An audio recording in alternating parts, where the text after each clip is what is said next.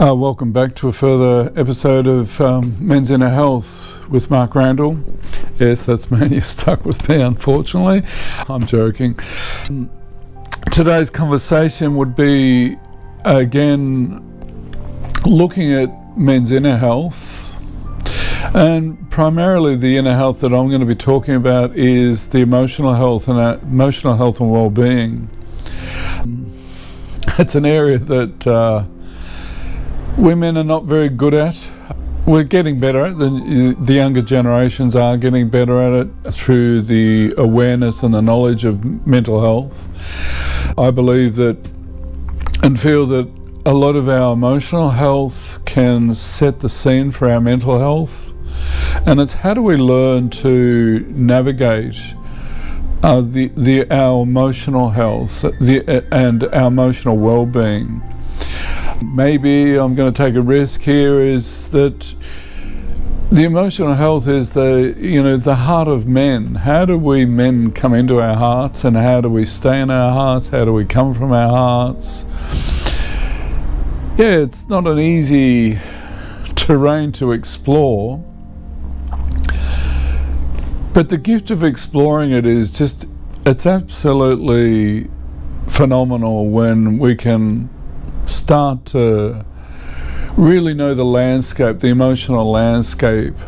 And yes, metaphorically, a lot of emotions, they're in the body.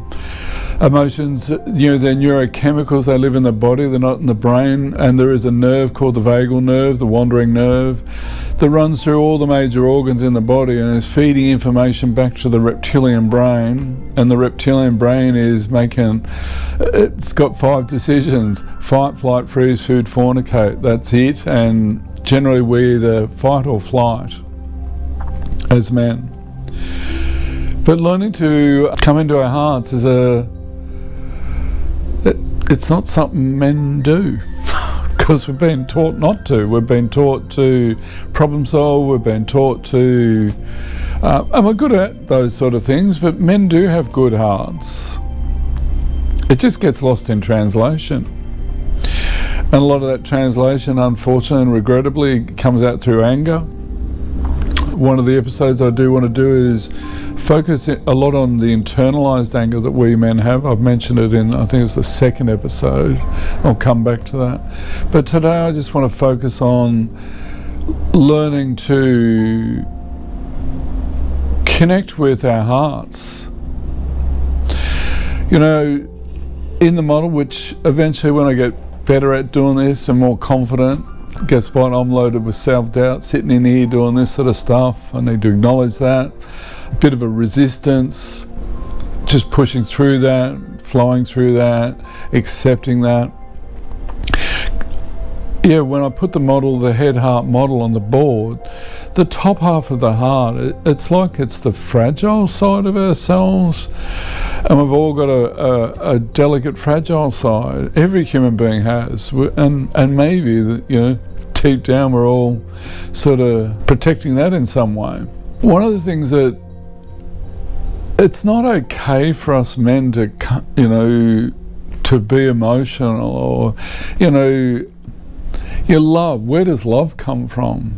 Yeah, ultimately, who knows where it comes from, but it comes from the heart, really. It's that beautiful, heartfelt love. It's a great space. Now,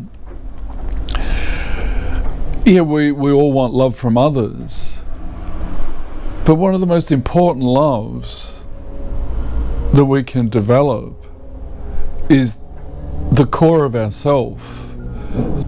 That deep sense of self-love. And when I say self-love, it's not egotistical fig jam, fuck I'm good, just ask me type love. This is just an authentic, it's beyond ego, really. The ego has conditions. This space doesn't have conditions. But the journey to that deep inner core of self-love, there is a lot of old traumas, a lot of old hurts that linger in our subconscious that, if we've had enough of them growing up, we're never good enough. We men are very critical of ourselves. We're very critical of our failures. We're very critical of putting ourselves down, not only ourselves but others. Yeah, okay, growing up, we're young, we're maybe not as smart as and we're going to do some really dumb things and make some really stupid mistakes. I think it's Einstein said the definition of insanity is doing the same thing expecting a different outcome. Duh. But yeah, we sometimes do that. Now, learning to heal that, learning to connect to that, not push it away. How do we learn to surrender to some of the uncomfortable emotions, some of the uncomfortable feelings, instead of just ignoring it? Because in a way, and you'll get used to me talking like this, that when we're ignoring it, it's like we're ignoring a part of ourself. Now that part of ourself, maybe it's used to being ignored, but don't worry, it'll sit and wait for an opportunity for it to resurface. I'm back again. And it's how do we learn, to process those uncomfortable emotions, those difficult emotions.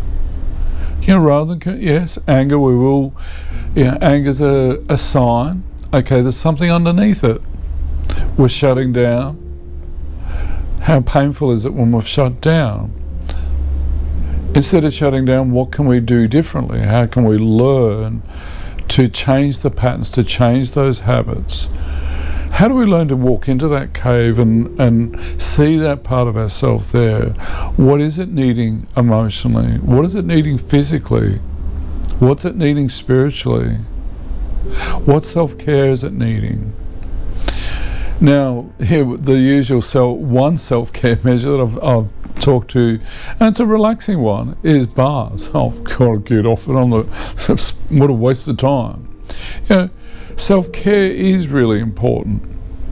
And I want to equate that to it's like recovery. In sports nowadays, they spend just as much time in recovery as they do out on the track, push themselves on the track.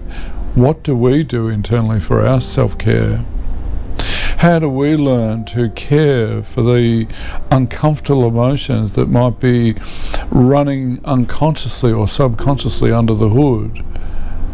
I'm just not feeling right at the moment. Okay, what's going on? What triggered that? How do we take the time to stop, reflect, physically, mentally, emotionally, spiritually? And they're the sort of things that I'd like to slowly over time talk about on men's inner health, to improve our inner health, our emotional well-being, physically, mentally, emotionally, spiritually. Be gentle and enjoy.